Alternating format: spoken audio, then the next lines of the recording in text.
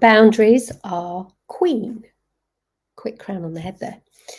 Well, they are. They are. They are the backbone to a lot of things in life. They are definitely an integral piece to our self-healing journey. And for me, it was a crucial part of my holistic self-healing from cancer after being given 6 months to live by doctors if I did nothing medical. As I went through the process of ripping up the floorboards of who I thought I was, I needed to put new boundaries in place around that, because the old boundaries, or lack of boundaries in my case, didn't support the person I was becoming in going through this experience of having cancer. For me, cancer was a gift, a journey, a path. It was a watershed moment. It gave made me the person I am today, and it gave me so much that I didn't already have beforehand. And it showed me that how deeply I understood health and well-being on a level that wasn't just about the physical body. It wasn't just seeing the things that we perceive going wrong in the physical body as symptoms, but actually, or as things, I should say, as things in themselves, but actually symptoms of something deeper going on inside of us.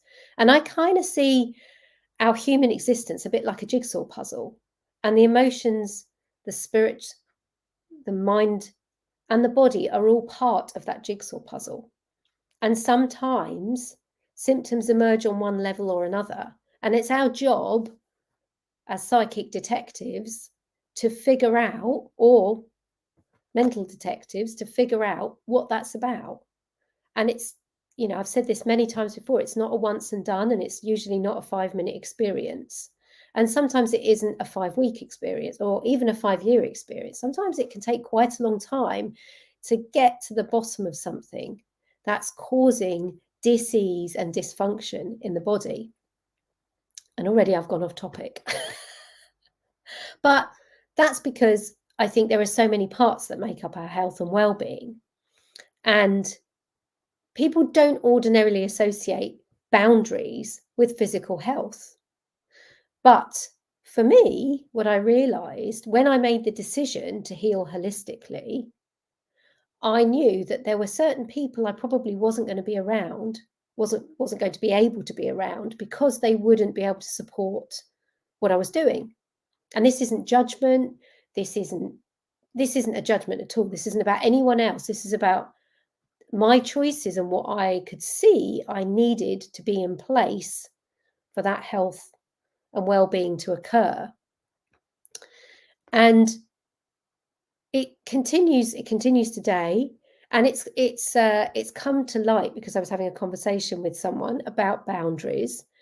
And one of the things that we were unearthing was that this particular situation was potentially causing, which had nothing to do with life as it is now, but was potentially causing problems because it was something that had gone unchecked, and something that left unattended could not direct the flow, but affect the flow. So, I think, and I also think boundaries can happen on different levels as well.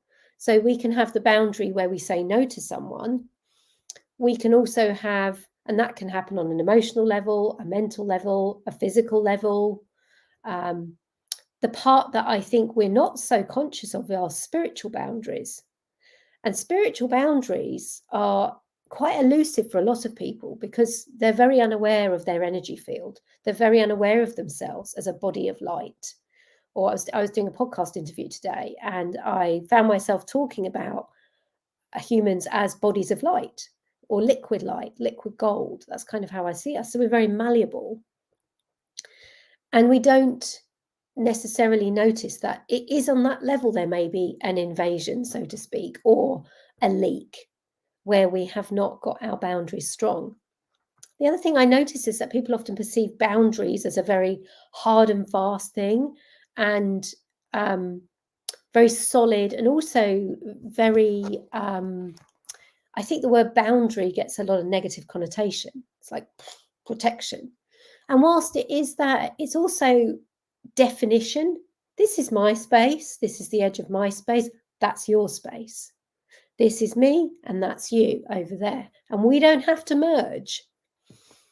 And when we sort all of that out, again, it's not a once and done thing, but it takes time to untangle. When we sort all of that out, we start to feel centered in ourselves. We start to be able to see the way forwards clearly, and we start to be able to actually walk our path. And this is what I do in my spiritual coaching and healing sessions. I work with people on getting them centered in themselves, which includes setting boundaries and getting them to see clearly for themselves where they may have leaks. And oftentimes in a session, what will come up, it's often friendships or family. Oh yeah, I've got this friend and, I don't know, don't really get on with and this and that and this and that. And there's a leak right there. And we think, oh no, I can't put that boundary in place. I'm a horrible person. But you know what? When you set that boundary up for yourself, you're actually allowing the other person, if we're talking about two people, you're actually allowing the other person to find their way forwards as well and their path. It gives them freedom, actually, because when you define, this is my limitation, this is as far as I can go, this is what I'm comfortable with, it shows them that for themselves too. Not everybody is going to happily receive that. I definitely lost friends as I went through cancer. And I was okay with that because I knew my survival was everything and I wasn't going to gamble that for someone else's ego, to put it bluntly. I was like, this is what I need to do for my survival. If you don't like it, I'm sorry, but my life is on the line here. So I will be prioritizing my own body at this point, not yours. And not everybody can deal with that. So, but I would never change. I wouldn't change that part of it at all because it gave me stronger boundaries for the rest of life. And it's often an ever learning thing, and particularly as women, we are wired to give. We are the nurturers. And I'm not saying that men can't be nurturing, but my particular speciality is women and female health because that's what I've experienced. So that's what I focus on. And we do tend to be the nurturers. We do tend to be the ones that see things that need sorting and fixing and giving and supporting. And so I think generally we probably do have a more challenging time with putting those boundaries in place or finding boundaries that feel comfortable. And I do like using that word definition. This is the edge of my space. This is what this is what I can do. And so in many conversations I have with women, there's always a lot of head nodding of yes, yes. And I also think if we can see boundaries as a way of self-nurturing, supporting ourselves, not as, I'm doing something that takes from other people. It's like I am actually giving to myself. And in giving to myself, I'm modeling good behavior out there. Other people can follow suit and do the same or not. That's up to them. So boundaries are queen. If you want to work with me in spiritual coaching and healing sessions, they start at 199 and they happen on Zoom with a recording of your session so you can go back and watch. And trust me, all of my clients that do that go back and watch because we get in a session and so much can come up that, and if there's a lot coming up, I end up talking quite quickly.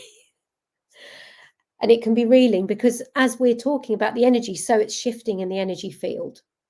And so people's mental perceptions are changing. And so having a recording of the session is valuable for them to be able to go back and take it in on a conscious level. I mean, once we make the arrangement for the session and sit in front of one another, the unconscious shifting is going to occur anyway. I could be speaking another language. It doesn't matter. The agreement has been made. The change is going to happen. But the conscious mind always wants a little bit to work with as well. So that's where the recording comes in. So if you're interested in working with me, DM me the word psychic and we can book you in for a session. Have a great afternoon, evening, morning, wherever you're tuning in from. Bye.